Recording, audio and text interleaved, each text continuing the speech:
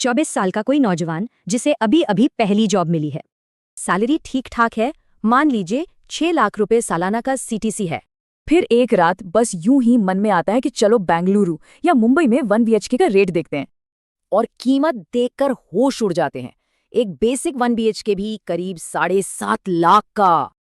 अब इस सैलरी पर इतनी सेविंग तो नामुमकिन लगती है ना? घर का सपना बस सपना ही रह जाता है।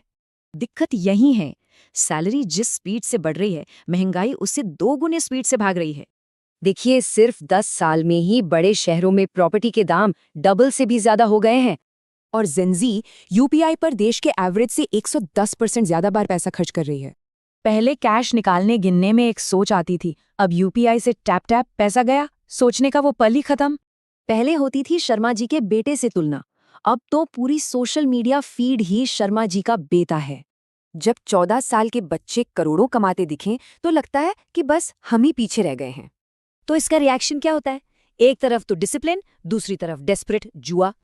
एसआईपी का ट्रेंड तो है, पर एवरेज मंथली इन्वेस्टमेंट कितना है? बस करीब 1000 रुपए। क्योंकि धीरे धीरे कमाना काफी नहीं लगता, तो लोग रातों रात अमीर बनने वाले रिस्क ले रहे हैं। देखिए, ये हालात किसी की गलती नहीं, पर लड़ना तो पड़ेगा। तो आगे का रास्ता क्या है? एक नई सोच जो 3 मजबूत पिलर्स पर टिकी। मतलब 1000 रुपए की एसआईपी जिंदगी नहीं बदलेगी, पर उस आदत से जो डिसिप्लिन्ड इंसान बनेंगे वो बदलेगा। दूसरा, भविष्य के लिए सब कुछ कुर्बान नहीं करना है, आज को भी एंजॉय करना है, बस बजट बनाकर। और तीसरा, 20s में सबसे बड़ी दौलत है आज़ादी, इसे ईएमआई की जंजीरों में मत बांधिए।